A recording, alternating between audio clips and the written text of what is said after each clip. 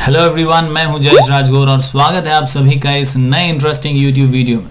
दोस्तों, हम पढ़ रहे हैं 12th standard economics chapter number 2 utility analysis और आज हम पढ़ने वाले हैं law of diminishing marginal utility. जी हाँ दोस्तों, बहुत इंपॉर्टेंट आंसर है बोर्ड एग्जाम के लिहाज से। अक्सर महाराष्ट्र बोर्ड के एग्जाम्स में ये आंसर 8 मार्क के लिए पूछा जाता है।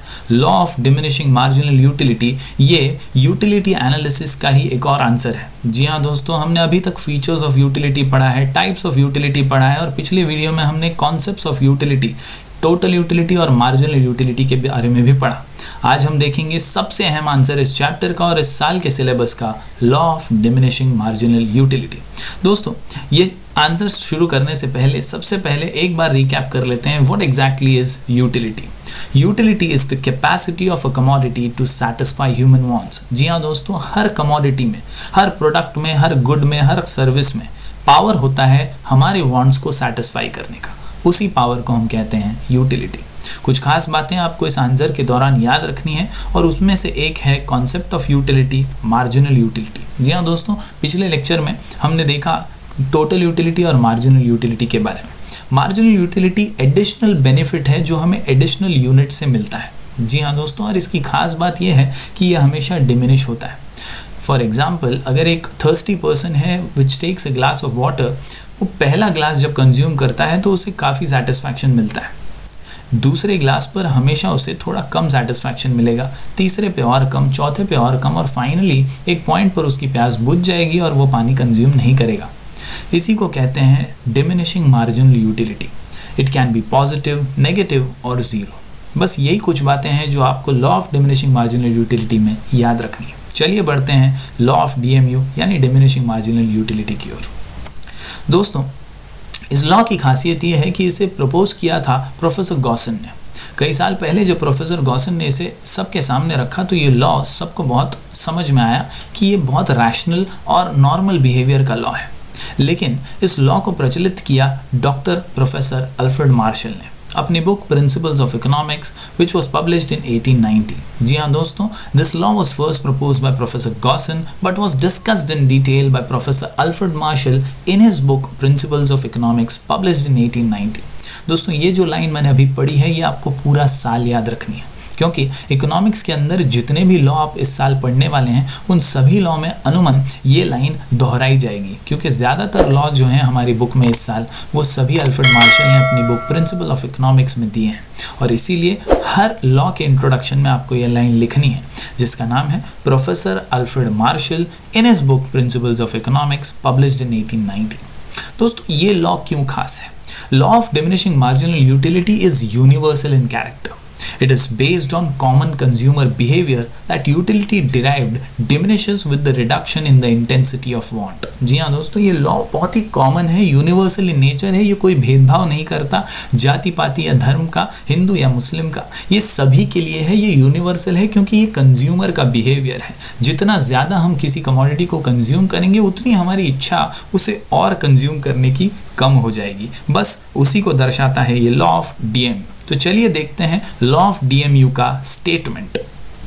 दोस्तों, स्टेटमेंट ऑफ द लॉ बहुत इंपॉर्टेंट होता है बोर्ड एग्जाम के लिहाज से। हर एग्जामिनर, जैसे कि हम भी बोर्ड के पेपर्स चेक करते हैं, तो हम ये एक्सपेक्ट करते हैं कि स्टूडेंट स्टेटमेंट को एज इट इज़ लिखे। दोस्तों, स्टेटमेंट अक्सर 9th 10th में आपने पढ़े हुए थियरम्स की तरह होता है। जैसा वो स्टेटमेंट है उसी तरह ये लॉ का स्टेटमेंट है जो आपको हमेशा सही लिखने की कोशिश करना है। According to professor Alfred Marshall, other things remaining constant, the additional benefit which a person derives from a given increase in his stock of a thing diminishes with every increase in the stock that he already has. थोड़ा सा लंबा है लेकिन इसे थोड़ा तोड़ कर पढ़ते हैं। दोस्तों, सबसे पहली लाइन है other things remaining constant, यानी अल्फ्रेड मार्शल कुछ अज्यूम कर रहे हैं और वो चाहते हैं कि सभी चीज़ें जैसी हैं वैसी रहें, कांस्टेंट रहें। क्योंकि अगर एक पर्टिकुलर एग्जाम्पल में हम देखते हैं कि अगर एक पर्टिकुलर व्यक्ति लड्डू खा रहा है और वो कंटिन्यूसली लड्डू कंज्यूम कर रहा है तो उसकी यूटिलिटी डिक्रीज होगी, एक के बाद एक सक्सेसिव यूनिट्स पर उसकी यूटिलिटी डेफिनेटली रिड्यूस होगी क्योंकि सेटिस्फैक्शन बढ़ जाएगा। लेकिन अगर बीच राह में लड्डू खाते खाते अचानक उसकी नज़र जलेबी पर पड़ती है और वो जलेबी खाने चला जाता है तो वहाँ से जो यूटिलिटी मिलेगी वो फिर से बढ़ जाएगी। तो लॉ का ये सबसे पहला अजम्पशन है कि अदर थिंग्स रिमेन कांस्टेंट। आगे अल्फ्रेड मार्शल कहते हैं the additional benefit which a person derives from a given increase in a stock of a thing diminishes with every increase in the stock that he already has। मतलब जब एक consumer continuously successive units का consumption करेगा तो उसकी utility definitely come होगी, diminish होगी। बस यही है लॉ। इसे सिंपल वर्ड्स में अगर आपको याद रखना है, आपको अच्छे से इसे अपने बोर्ड एग्जाम में प्रेजेंट करना है, तो इन शब्दों का आपके स्टेटमेंट में होना बहुत ज़रूरी है और इसीलिए ये शॉर्ट कोड है ABPD DIS। ABPD DIS, जी हाँ दोस्तों, statement of the law of DMU याद रखने के लिए ABPD DIS। ये ABPD DIS क्या है? A for additional, B for benefit यानी एडिशनल बेनिफिट, PD यानी पर्सन डिराइव्स। तो अल्फ्रेड मार्शल यही तो कह रहे हैं कि additional benefit which a person derives, DIS यानी diminishes with increase in a stock of a thing which he already has. यानी ABPD डिस से आप ये स्टेटमेंट प्रॉपरली बोर्ड एग्जाम में लिख पाएंगे। Additional benefit which a person derives diminishes with increase in stock of a thing which he already has. जी हाँ दोस्तों, होपफुली ये स्टेटमेंट आप याद कर लेंगे। आगे बढ़ते हैं और देखते हैं इसे सिंपल वर्ड्स में समझने की कोशिश करते हैं। In other words, marginal utility that any consumer derives from successive units of a particular commodity, it goes on diminishing as his or her total consumption of that commodity increases. In short, the more of a thing you have, the less you want to have more of it। जितना ज़्यादा आप एक ही commodity को consume करते रहेंगे, उतनी ही आपकी उसे कंज्यूम करने की इच्छा कम होती जाएगी। दोस्तों, लॉ के अंदर शेड्यूल और डायग्रामेटिकल रिप्रेजेंटेशन बहुत इंपॉर्टेंट है और वो भी हमारे टेक्स्ट बुक में दिया गया है। आप देख सकते हैं शेड्यूल और डायग्राम के माध्यम से भी ये लॉ समझाया गया है। ये शेड्यूल देखकर आपको याद आएगा concepts of total utility and marginal utility. उसके रिलेशन को समझने के लिए भी कुछ ऐसा ही शेड्यूल हमने देखा था। फर्क बस इतना है कि यहाँ पर टोटल यूटिलिटी का कॉलम नहीं है, सिर्फ यूनिट्स ऑफ कमोडिटी X और मार्जिनल यूटिलिटी दिखाई गई है। आप देख सकते हैं पहले यूनिट पर मार्जिनल यूटिलिटी 10 है, उसके बाद 8, फिर 6, लगातार ये घटती जा रही है। एक पॉइंट ऐसा आता है जब वो 0 हो जाती है और उसके बाद नेगेटिव। बस यही है हमारा law. The table shows that marginal utility keeps on diminishing with increase in consumption, further it becomes 0 and then negative. आप देख सकते हैं डायग्रामेटिकल रिप्रेजेंटेशन, जहां एक्स एक्सिस पे यूनिट्स ऑफ कमोडिटी बताया गया है और वाई पर बताया गया है मार्जिनल यूटिलिटी कर्व। ये कर्व हमें क्या कहता है?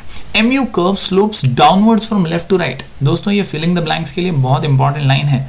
MU curve slopes downwards from left to right. आप देख सकते हैं डायग्राम में लेफ्ट टू राइट ये जो लाइन आ रही है नीचे, ये है MU कर्व और ये नीचे आ रही है क्योंकि MU goes on diminishing with every successive increase in the consumption of commodity. जैसे जैसे कमोडिटी कंज्यूम हो रही है वैसे वैसे हमारी यूटिलिटी कम होते जा रही है। एक पॉइंट ऐसा आता है जब MU बिकम्स 0 एंड वो पॉइंट है जहां पर वो एक्स एक्सिस से इंटरसेप्ट करती है।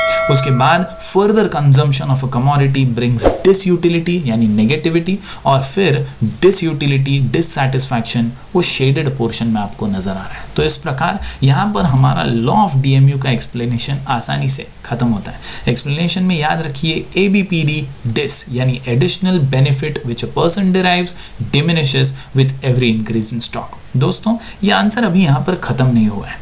लॉ ऑफ DMU 8 मार्क के लिए पूछा जा सकता है और इसमें आपको लिखने होंगे assumptions and exceptions of the law जो अल्फ्रेड मार्शल ने बताए हैं। अगले वीडियो में हम अजम्पशंस और एक्सेप्शंस को डिस्कस करेंगे। तब तक के लिए बने रहिए हमारे चैनल पर। Do like, share and subscribe.